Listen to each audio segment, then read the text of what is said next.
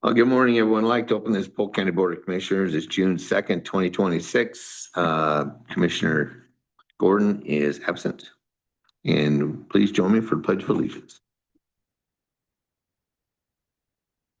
I pledge allegiance to the flag of the United States of America, to the republic for which it stands, one nation, under God, indivisible, with liberty and justice for all. Extra agendas are on the back table. And first up today is comments for on this agenda. And we'd like to approach the board. You have 3 minutes. Oh, good. You, how you doing? You stay there? Yeah, see here. How you doing? I'm doing really good. Good. So please introduce yourself for the record. And My name's Jack. My name's Jack Waddell, 11370 Elkins. Anyway, thanks a lot for being here. I'll be brief. I've spoken at more than my fair share of things, and more than the average guy. And I've never written anything down until today because I want to be clear. And excuse me, I've had allergies all week, been mowing too much, But anyway, so I hope that I effectively tell you what I'm trying to say because I'm not ending on this. Okay, so anyway, I get my glasses on here. Okay. Your jobs are complex, only understood by you 3 men, 1 is missing. But you have the opportunity to preserve our culture. Polk County citizens have passed for generations and by God's grace from now forward. Therefore, we must think outside the box. We could debate details, but I hope to leave with the option of private sector strategy combined with needed government oversight necessary for disaster scenarios. Instead of levies and tax options, let's go make mutual business agreements between parties with common goals known as economic development and prosperity for the people of Polk County. And I hope to have a situation, you're busy men, you have so many things you're thinking about. I know you're on your way out and thank you for your service. I appreciate you in a lot of ways. But anyway, I hope to continue a discussion because I'm in the middle of putting something together. And I think it's a problem with 3 fairs I'm aware of that's similar to ours. And I realize you fund things, I have some criticisms possibly for the fair board. And, but at the same time, they're just people trying to do their thing, contributing to the, what they can do based on their positions and their resources and their lifestyles, their jobs, And so it's a thankless job. And now I'm here talking to you because you're somewhat compensated for your services. And so therefore I start with you. And that's time, sir. Excuse me? That's your 3 minutes, sir. Oh, okay, there you go. It's hard to do anything in 3 minutes. Okay, thank you. Thank you, Jack. All right.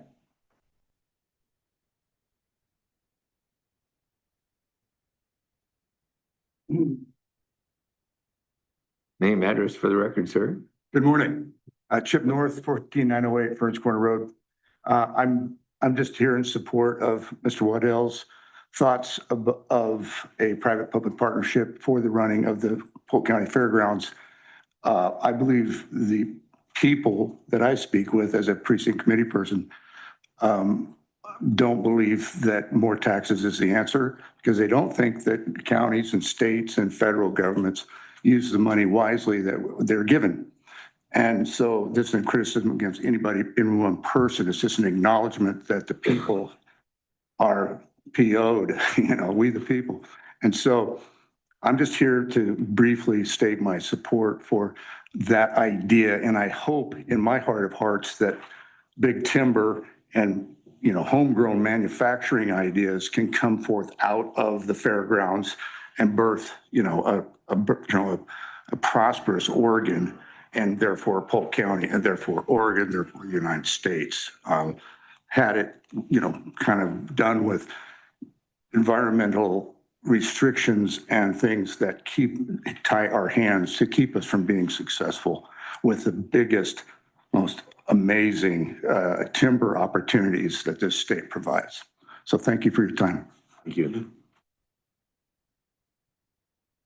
Anyone else like to push the board? Okay, moving on. Looking for approval of the agenda. So moved. I'll second that. All those in favor, please say aye. Aye. Aye, motion passes. Approval of minutes from May 26th, 2026. So moved. I'll second that. And all those in favor, please say aye. Aye. Aye, motion passes. Next up, that brings us to family and community outreach update. Looks like we have 3 chairs today. 4. So 4. Oh, we got the power team up.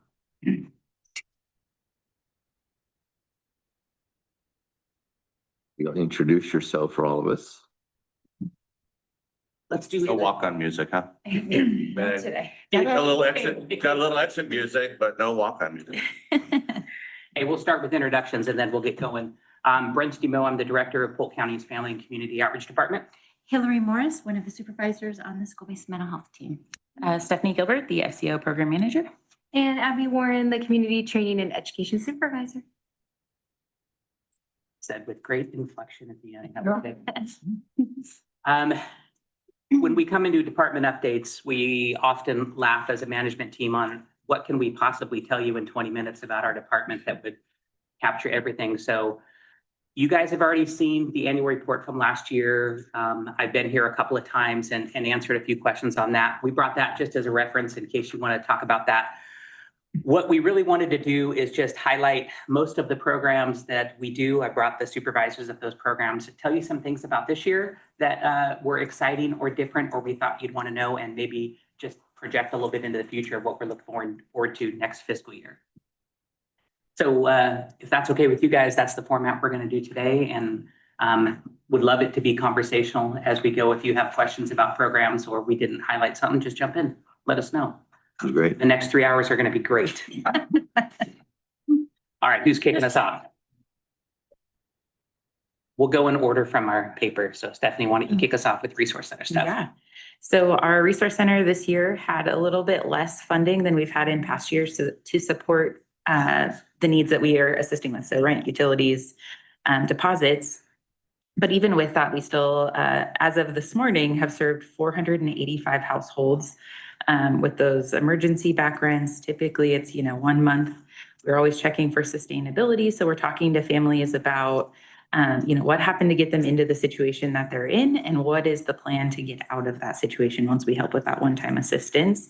So of those 485 households, we've helped with about $595,000. A lot of that being deposits, getting people moved into places that are the right size for their family, out of homelessness, moving because of domestic violence, lots of things like that. One thing to mention, you guys as a board, and maybe the public in general, you don't often hear about the people who have a good plan for their life, who come in, who need one-time help for something, a gap in employment, but the new job is starting, or an unexpected medical situation that caused. Those are the folks that we prioritize.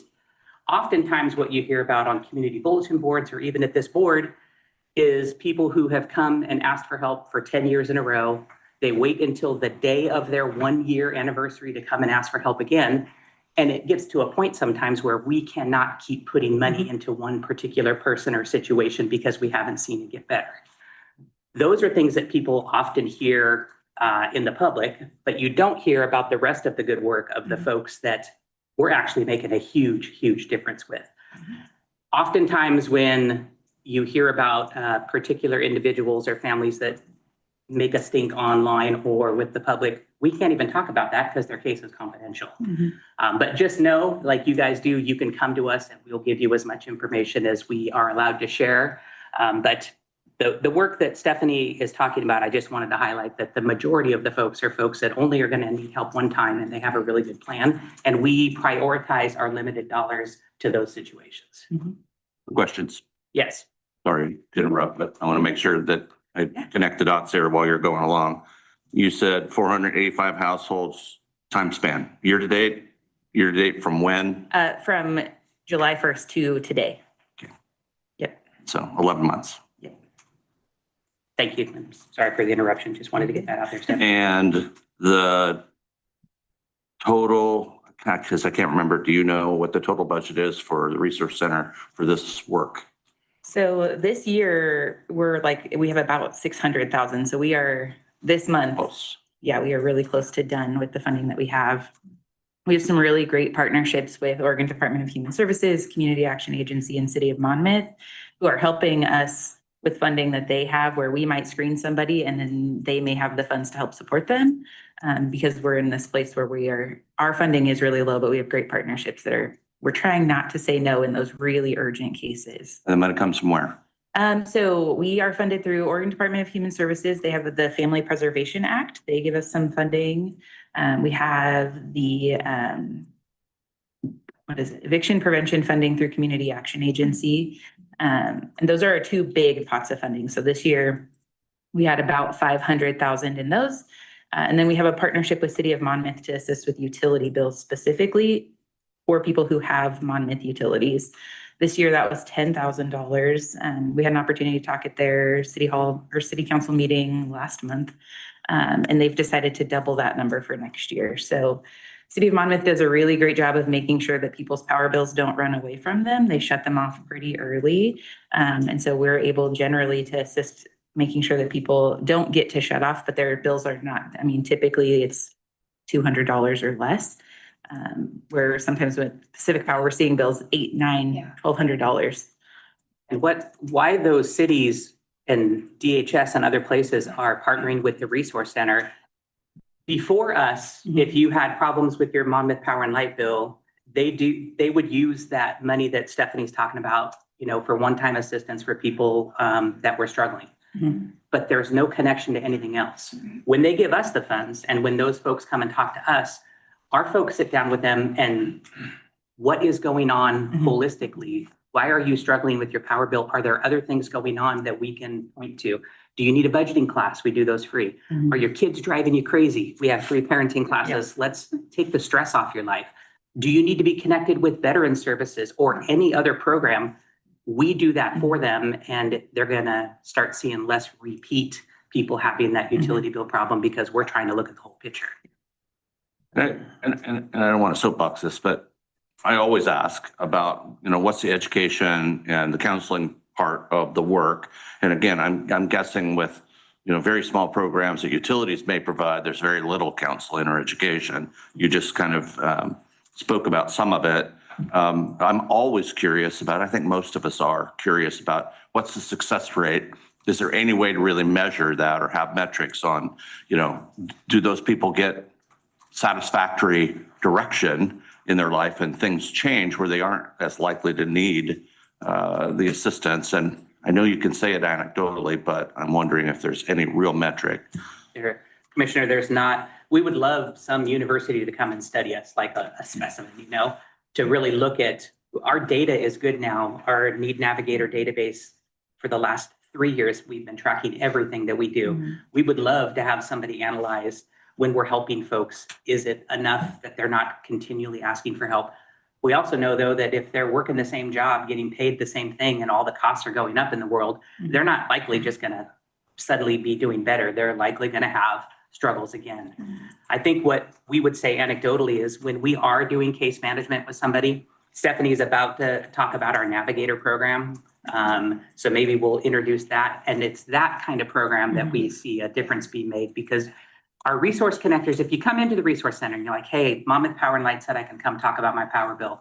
Yes, you're going to sit down in a room with one of our staff. And we are going to do a bit of an intake and find out what's going on, see if we can solve that utility problem so your kids, have power tonight, and connect them to other resources. But we're not able to case manage those families for everything that they do.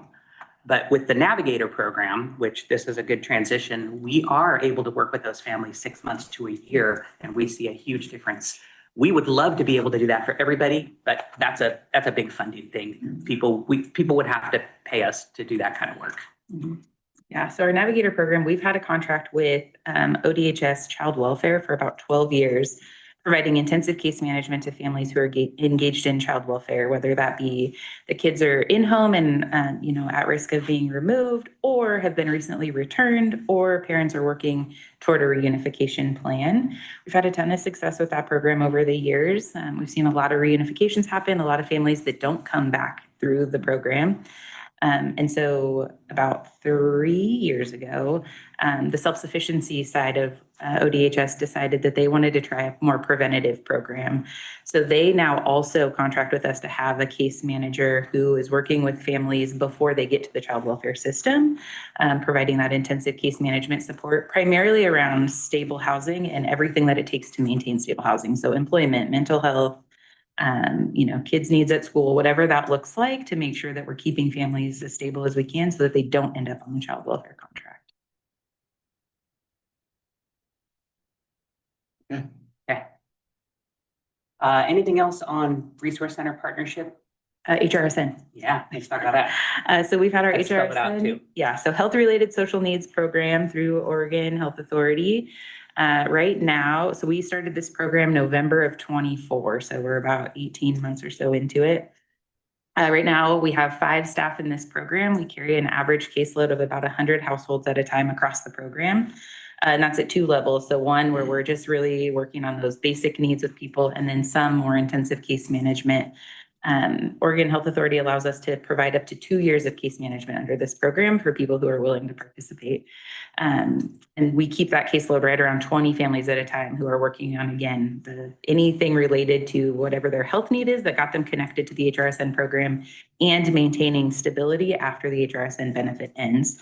So that benefit allows us to pay rent, utilities, phone bills, trash bills, storage unit bills, for households that have been approved through the Oregon Health Authority for 6 months. And then during that time, we're providing that case management, and then they can stay in case management after.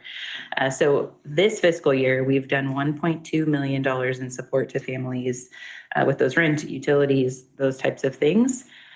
This program also allows us to bill for our time, which is the first time in our department that we've been able to do that. And this fiscal year, we have billed for our own time for $306,000, which is going back into paying for those positions.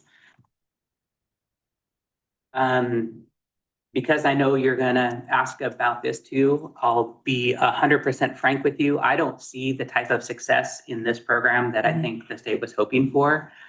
To qualify for this program, you have to have like all the bad things going on, and also be super low income. And to expect somebody in 6 months who doesn't have a job, who has a chronic, sometimes terminal illness, to not need help after 6 months. In this program, we're seeing at the end of 6 months, quite a few of the people that we're helping still need help. Nothing changed. And that could be for medical reasons, and it could be just because they're literally not working because they can't because of medical reasons. There also aren't great resources to help people connect to Social Security, Social Security disability. We actually have no partners in Polk County who do that work specifically.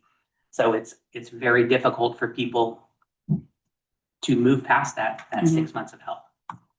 Also, this is a program, Oregon has a special Medicaid waiver that ends in October 27th. October of next year. So it's likely that this kind of benefit and program is going to go away anyway. So we're definitely watching that too, and making sure that we have transition for our teams to do other things as this, if it ends up going away. We're going to know more next legislative session on if Oregon is going to keep this program. Let's shift away from Resource Center stuff and hear somebody else talk for a while. Let's talk about school-based mental health, because I was here yesterday to give you updates about a budget committee meeting. Y'all watched that budget committee meeting yesterday. It was fascinating. And then Hillary is just going to talk a little bit about some aspects of school-based mental health. You guys all know Dana as the program supervisor. She is back in Baltimore. Remember, she got into a doctoral program, so she has to go back for a week, and they intensify 2 full classes into 7 days. And so she's there completing that. So Hillary's gonna do that part. But let me talk about, did you happen to watch the budget committee meeting last night?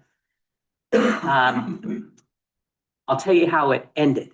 It ended with the budget committee telling the board, we do not want to move forward unless there's school-based mental health programming in next year's budget.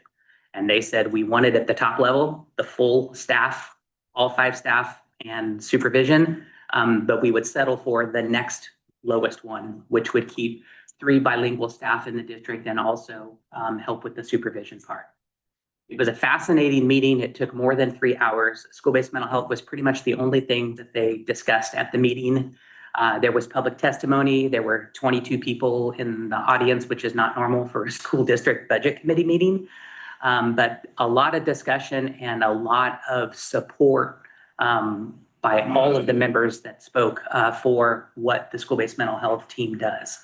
There were students who came and testified and shared the life-changing and life-saving work that their school-based mental health therapist helped them with this year. A parent gave great testimony, and a community member. It was really, really powerful to hear and to see. So we are a lot more optimistic today at 9:30 than I was yesterday at 9:30 when the program was already eliminated and there was no contract for next year. Hopefully demonstrating the power of public comment as well. Yeah, and again, I think you guys know there wasn't even going to be public comment. They weren't allowing it, but I don't know if it was the school board or somebody said, no, we want to hear from the public and let's change that. So it was really good. That wasn't the best summation of it, but in the end, they called it a budget note that they are passing the budget with the dollar amount that, whatever they wanted, but telling the board, who was also present, we want school-based mental health in the budget, find a way to do it. And then they also talked about various ways that they recommend doing that, taking some money from here, adding some money from here, possibly doing 1 furlough day in the school district. That's $196,000 per day. So they had some really good ideas of discussion. Instead of just saying, you guys figure it out, they actually gave some solutions as well. So Hillary, why don't you kick us off? Tell us a little bit about school-based mental health right now. And then I know you have something unique you want to share about flight teams. Okay, thank you, Brent, and everyone for the opportunity to share. So right now we have 13 positions. We are in 4 districts, Perrydale, Fall City, Dallas, and Central. And currently the numbers at the last sampling, we had about 660 students that we were surveying for Central, over 2,000 overall. I don't have the final numbers, but every year they're just fantastic. And we know them, but it's actually in the stories that I really feel like our school-based mental health shines, and the ways that we are able to just form bridges all over this county between schools, between districts and cities, and just trying to think of a couple examples. I'm just turning to the last week. And we had, unfortunately, mother died by suicide, and she has 2 youth. Crisis reached out to us immediately. We had school base alerted the school base in the affected schools. And one staff member supported staff because one of the youth was nonverbal, and the staff had provided a high level of support. So I think it was very protective for the staff that were involved. We did a mini flight team to the family who were staying with it was a Dallas family, but staying in the aftermath with a Monmouth family. So we did a flight team to that home and provided grief kits with resources and comfort and education for the youngers. And then for the parent, we provided education, kind of what to expect, and all kinds of resources in it. And it was a really nice, engaging conversation. And actually, the high school student, he wasn't familiar with the gate. He didn't know any area resources, and he was very open. And by the end of it, he was really in the middle of all of this, looking forward to summer clubs that were at the gate. And they already in that moment, put together a plan for it. And he was so thankful. He took down the information for Ella, who's our school-based mental health person right now at Dallas High School. So everyone is connected, and that's a pretty special thing. Hillary, we use the term flight team and we know what it means for our YouTube audience. What does flight team mean? Well, we could call it a crisis response team. We could call it a tragedy response team. Traditionally, flight teams have been if there was a death of a student or a staff, but the needs have been very high. And so we have been nimble and we have provided support in some more unique situations. And so there was at Talmadge Middle School this year, there was a staff member that was arrested.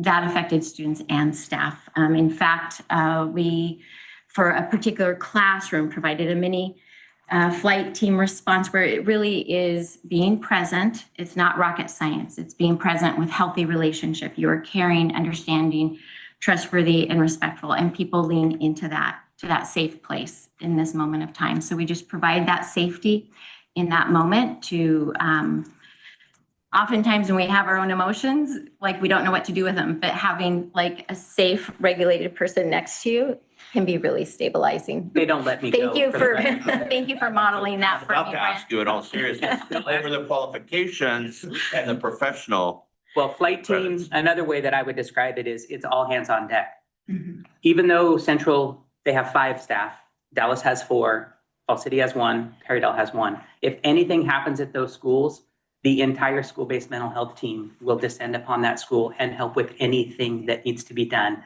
to have trained people who know how to handle those difficult emotional things. That's what they do. We actually do respond to flight teams when we're needed. When they need to carry things, that's what I do. Service integration and resource center staff will be there to connect on anything that needs to get done. It's all hands on deck. And it's all part of when districts contract with us, that's part of what they get. If it wasn't us, and let's say this happened at a school in Corvallis, the local education service district is going to respond. And they do a fine job. It's just that they literally don't know a single human being in the school when they show up. When it's Hillary's team, they already know every student, they know the parents, they know the staff. So it really makes it more comfortable for everybody when it's people that you know. I will tell you, I participate in monthly community of practices with people who are on those ESD flight teams across the state. And when we are sharing about strategies and debriefing situations, we just get accolades for how we do it because we are uniquely positioned. And the fact that we already have those relationships, you know, in their processes, in the wake of having to put things together very rapidly, they're trying to figure out, how does this school work? We already know how the school works. We are already in those conversations. We know the people. And so it makes everything just smoother. It's really nice. Going back in time quite a while ago, there were tragedies so bad at schools where it was our teams that actually ran the school for a day, front office and everything. This was back when I first started. But we also know if we needed more than what FCO was able to offer, we pick up the phone and we call Doug Aiken and Jennifer Leaf and everybody else, and we will descend upon that school and provide whatever needs to happen. So just one more. Do I have time? Because I know I've gone over my 4 minutes. Look at those two But guys. I have one more story. If they nod at you, you have time. Okay, so I was just going to share the other one that just in the last week, there was a threat assessment for a youth for fire, and someone was injured in an event. So it was quite critical, a family with several boys, and there is not supervision in this home. And in the middle of the threat assessment, our focus is on this youth, but meanwhile, we have everyone else in the family being discussed. And for me, really critically, a 7-year-old. So we have a 7-year-old with big bodies around him and high level of risk. And that wasn't part of the purpose of this meeting to plan for this youth. But because we are connected to the schools and schools mental health, we have our person at Oakdale who is now connected with that youth and is planning for summer resources for that youth so that that youth can be connected to healthy people. I would also say we don't usually ever talk about our summer planning, but that is what we do. We are in a school where they are focused on that school year And we get to the end of the school year and we plan for that summer for those youth. And so that is a very critical thing that is straightforward. It's part of our processes, but it's not being done by anybody else. Yeah, like I said, I don't think it's rocket science what we do. It's just that no one else does it. So Hillary, can you describe some of the summer projects that you do with the youth? Well, we are not doing the summer projects. We are finding out. In fact, I've put together a 2-page document I can send you if you have any grandkids or that you want, just share it out. But it's a whole front and back with all the links to ongoing summer programming, one-time events, the organizations that are hosting summer camps, all of it. So our focus is getting those kids engaged in positive activities during the summer that are pro-social and going to build their skills. You guys have this here, which when Hillary said we don't have numbers to share with you now, it's because we haven't put together our annual report for this fiscal year. But last fiscal year, there's 2 pages dedicated. You can see the work that they do. Hillary, the last thing I'd ask of you before we move on to Abby is, what are the common things that we're working with kids at elementary, middle, and high school? What are sort of the buckets of things that we're helping with? Is it things like depression? Is it social skills? Oh, a lot of symptoms of anxiety and depression, which we know our place. So we do an episode of care, and if it's not making movement, we are getting them referred to intensive mental health support. So I say that we are a gateway for getting those kids connected. In high school, a lot of relationships, a lot of conflict with their families. It was really nice during the meeting last night that was streamed. That was 3 hours with the budget committee. There was a high schooler there who was sharing how the school-based mental health person has helped her with her communication with her family, and she is now having a positive family experience. And so let's see what else. For littles, a lot of communication, skill building. So something that is not traditional mental health, but something that is very much within our skill set is building executive skill functioning that has to do with task initiation, impulse control. So we can assess with a student where they're at and scaffold to the next level and work with their teacher to build their skills. And so it's really important to know where someone's ability is, because you need to have targeted interventions. And the schools, they do behavior support plans, but they don't, on the mental health side, assess the executive functioning. That's something that within the schools and with traditional mental health, it just gets lost. Another thing that we're also often doing is collaborative problem solving, which is a very effective approach for behavior. It's one that people use in residential and licensed care. It's really believing someone will do well if they can. We come in with teachers who sometimes don't believe that, and we problem solve and we form teams to talk about what is going on and form hypothesis to say, what else could this be? And then we work collaboratively with those students in a way that's a partner, so it's less intimidating for them to have these conversations. And we explore it with them and let them know, hey, we are on your side. We want you to be successful. And we partner with them and really get a sense of the possibilities. And so I think that's also a beautiful thing that we do. We also provide groups that are not talked a lot about, but not a group like for mental health, but a group for skill building. So we can teach a student skills, but it's the practice that makes a difference. And these groups are an opportunity for these students to practice skills in a safe place, develop that success, and then bring it out into the rest of their school experience. One statistic that I still call it alarming because it's a shift that we saw about 4 years ago. We are still doing more suicide screenings with elementary students than middle and high school students, almost by double. So that's something that we never had to do before, but it's Hillary and Dana's team that are doing all of the level 1 and level 2 threat assessments and screenings in these schools. And we are just seeing more and more behavior and self-harm in the elementary schools than we ever have. To prepare for shifting times and budgets and all of that, this spring I have been researching alternate Medicaid schools billing to reimburse for our time. Also trying to learn more from webinars about data, so it's not all quantitative, but it's also qualitative, because I feel like, just anticipating what is going on with Central, that we have a greater need to establish and tell our stories in a meaningful way, that other people, that it's not just us that know our stories, that other people know our stories. And another example of something that I'm trying to figure out how to capture in a way that people understand, Dana and I participate on threat assessment teams for sexual incident, for threat of violence, for fire. And we are on teams that include Yamhill and Marion Partners. And when we are in that, like, it is not my place to know Yamhill's numbers or know Marion's, so I can't do a comparison.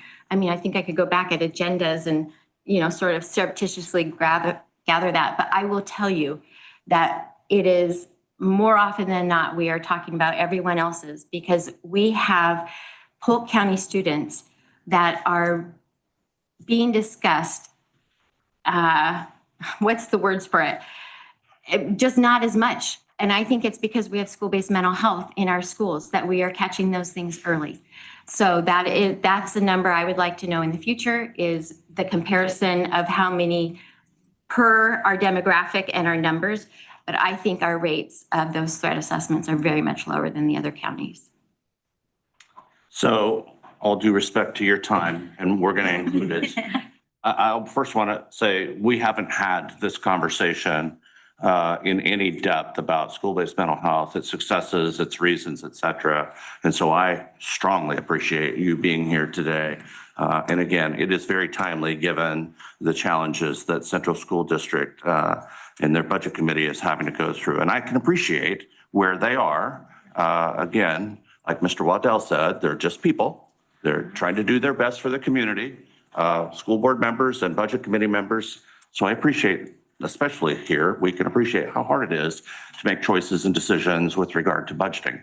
However, and I'm showcasing this a little bit for press in the room, but if it were my decision to make right now, given what I've watched in my near 70 years of evolution of our culture here, and with some explanation from you about how this actually works, where our successes are and so forth, I would be very compelled to continue to do this work so that we can help to mitigate the cultural shifts that we've seen that are certainly amplifying a lot of these challenges that our youth have had. And so it isn't completely in-home behaviors that are, I'm guessing, in-home behaviors that are causing elementary school kids to consider suicide. There's a lot of things, and I'm guessing a lot of it is this. And so I'm very grateful, for the record, holding up a phone, I'm very grateful that schools are saying, you're not going to have these in the classroom. But the other 16 hours of the day, they do.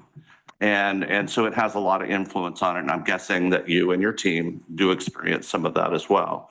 So I'm a huge advocate for it. But I would also tell you from my own life experience that what our kids are going through today isn't completely unique. And again, a lot of these challenges that our kids are having today, I experienced as well. Had a very challenging home life and a fair amount of violence. And every time I hear stories about school-based mental health and our successes, I wish I'd have had that opportunity when I was in elementary and middle school, because it probably would have changed who I am and how I behaved in school. So I'm very grateful for it. I'm a huge supporter, always have been. And again, because of the fact that with this package, we have flight teams that can respond so quickly, that are ready to go. There's no having to train new volunteers each time there's a problem. To me, that is worth the price of admission alone. It's an insurance package, I guess, if you will, for schools. But I can't imagine not having flight teams available for these tragedies that happen. Yeah. They're very traumatic. So huge supporter. And I'm sad for what's happening. I do hope that the Central School District will continue to at least maintain the option package so that, because I agree with what you said in your letter and what you've said prior, once you eliminate it, getting it back again, getting it restarted is a lot harder, a lot more expensive. So I'm doing a little bit of that for our communities in Monmouth and Independence. So yeah, folks should continue to support this. I'm guessing there are a lot of families out there that have seen and realized the benefits of school-based mental health. Sure. Last thing we'll say about this, and then Abby really going. One of the other unique things about this program that people may not know is because districts pay for this service, we aren't in the game of insurance. We don't have to say, oh, Mr. Mordhorst, your insurance doesn't allow us to see you. We see any kid for any reason.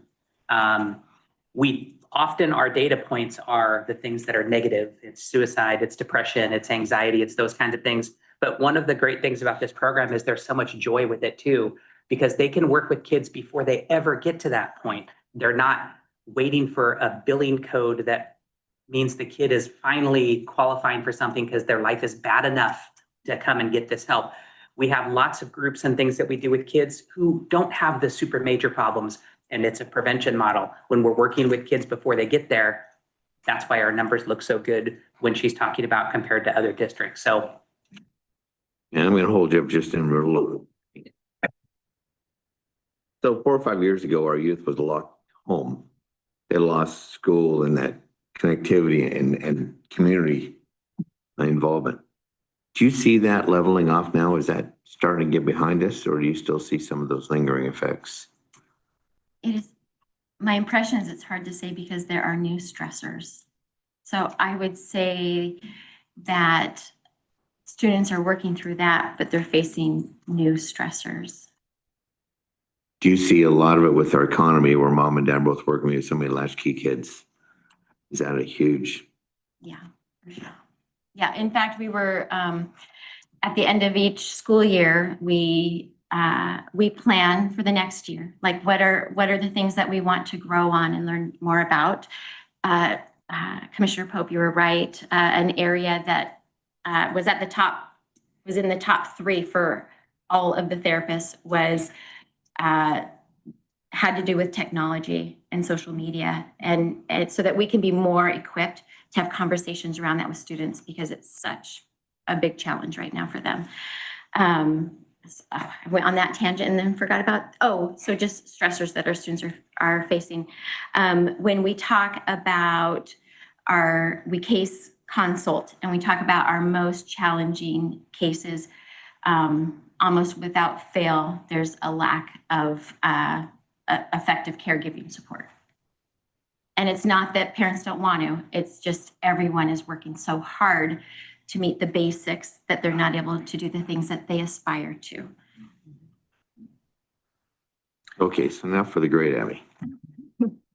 Hey, Abby, how you doing? That was actually a really great segue because I'm going to talk a little bit about parent education and early learning stuff. So I think the beautiful thing is that we're all woven together. We all run like our own individual programs, but this is sort of a package deal, right? Like school-based mental health has access to the information about the parent supports and other community things that we're doing. So I just think the way that we've structured it really is super effective. So early learning, Mid-Valley parenting stuff, it's been a really fun year. Lots of new partnerships, fun things that we could highlight, but just to name a few, we had a really successful early learning conference this year at Western Oregon. We had our biggest numbers to date of just over 250 educators that came from really across the state to come hear from speakers that were across the state and even in some of our neighboring states to come and provide accredited training that folks need to complete their required hours for the year. So we're excited for that. And we are way ahead of schedule for our conference next year. And we've already opened our call for presenters and started to talk to new presenters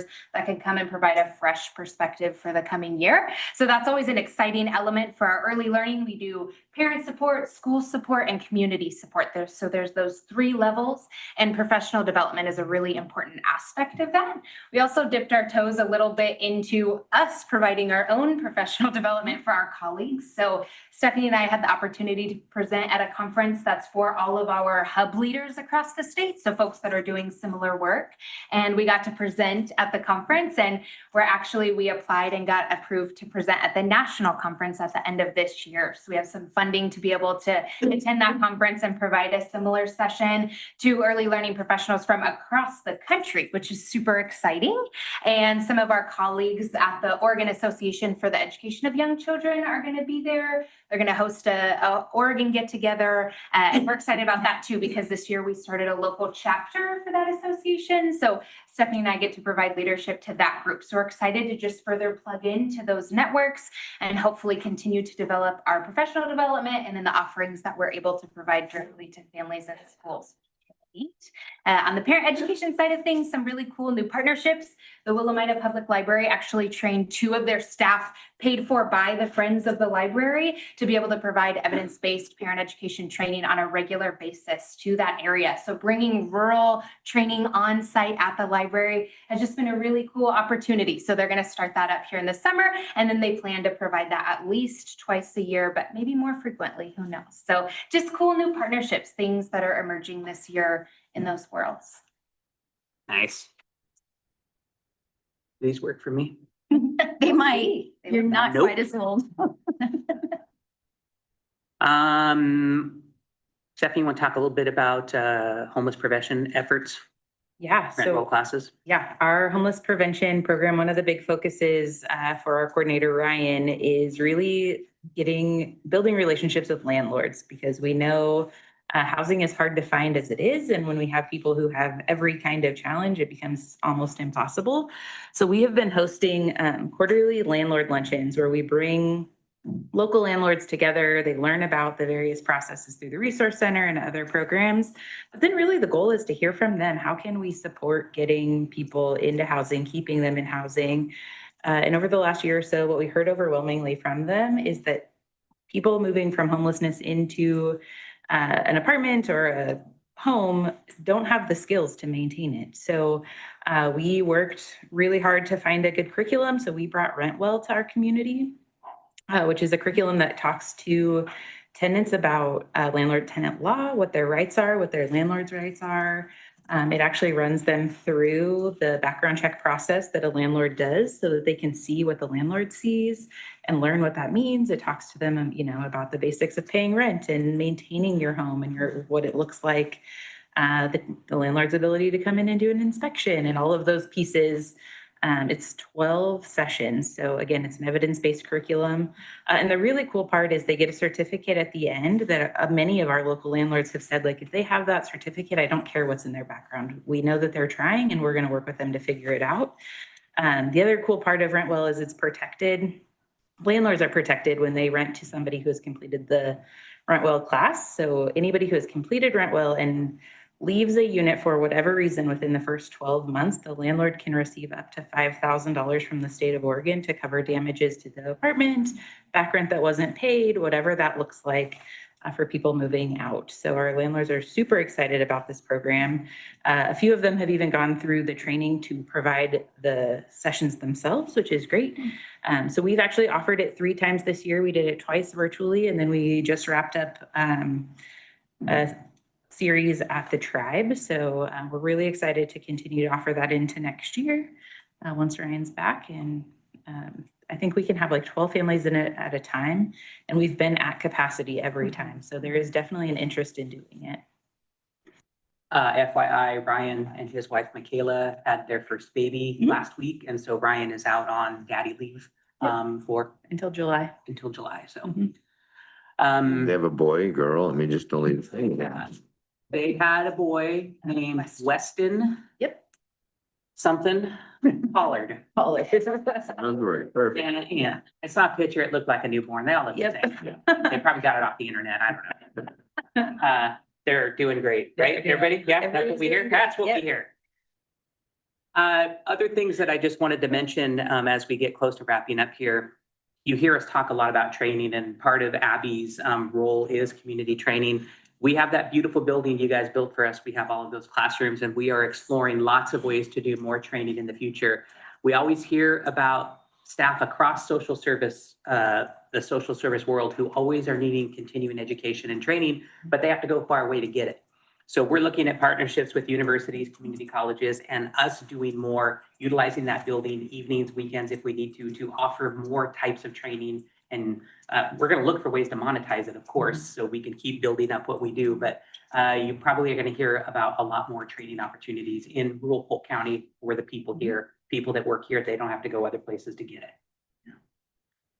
I saw on here positive youth development. You want to hit a couple of things on that particular facet of your job too? Yeah, so Annie Buse does a lot of work with positive youth development, really centered around prevention efforts. And so for a little bit more than 5 years ago, the board provided some funding to start the youth internship program at the high school level.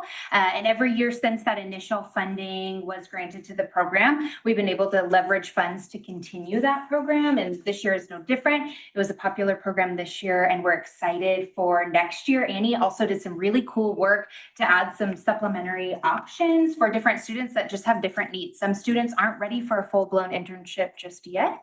So she has a job readiness sort of half step that she provides for students as well. So we're going to offer that program, and we're even thinking about ways that we can even provide some additional opportunities for students that have different needs. So really just meeting students where they're at. So we're going to continue with that. We're really excited about that. Also this year, through that prevention program, we were able to partner with the City of Monmouth, as well as others on our local Drug and Alcohol Prevention Coalition, to be able to bring Tal Cobb, who's a nationally recognized speaker, to the area. And for free, we were able to provide a community session for parents or anybody in the community that was interested in learning about emerging drug trends. And then the following day, so we had about 49 people attend that evening session. The following day, we had a full day geared towards professionals. So we had about 173 people that came to that professional session at WU, and they were really across the board. There were folks that worked in schools, folks that worked in some level of the justice system, lots of other community partners, a lot of whom work directly with youth. So there were just some really great opportunities for local providers to be able to learn about what's happening, what are new things, a lot of which I had never heard of before at all. So it was a lot of brand new stuff, which was really neat. Lots of law enforcement present that day as well. So a lot of our community partners are kind of on the same page about some of those new things that are happening in the community. So we're excited to see what additional education will come from that. A real focus for Annie has been around parent education also too, as it relates to drug use and some of those protective factors around that. So she's working with Liberty House and others to bring some additional sessions for the community as well. But lots of really cool things happening, and we're excited for the year to come on those programs. And just to keep you informed on all baby news in FCO, Annie is 9 months pregnant, still at work, but she will have this baby maybe today. And she'll be taking some time off too, and much needed break to be home with the newborn. Don't know about names or anything, don't ask me. I saw her yesterday and she said she was very, very tired. So hopefully everything happens quickly.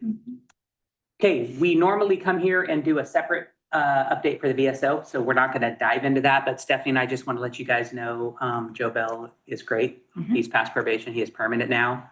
The farthest you have to wait for an appointment is 1 week. He is super efficient.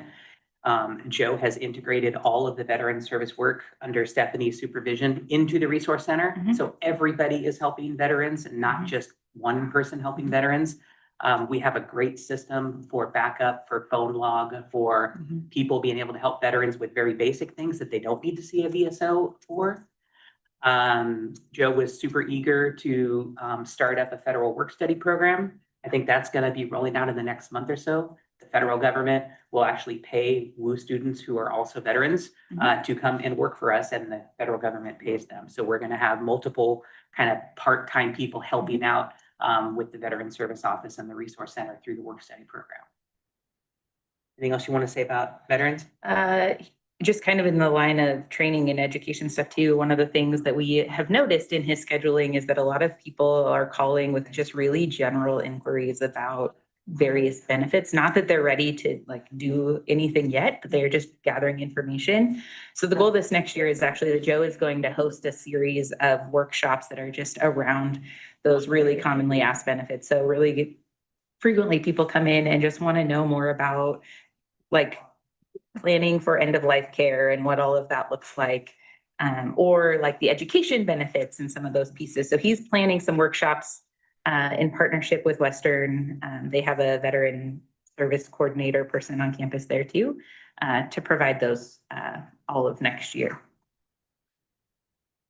Good stuff. Well, we didn't even do everything in the department. We didn't touch on service integration and other things. We'll do the other stuff another time. We wanted to give you a snapshot of how things are looking, and we're always grateful to be this department. Again, there's not a department like this in other county structures, so we're glad for the support we have from the board and from administration.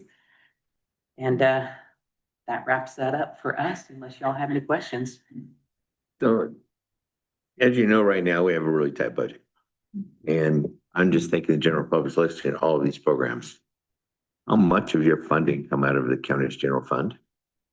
I believe budgeted for next year, Zero. Zero. we write grants, we have contracts. Our annual budget's around 6 mil, and we go and find that money ourselves.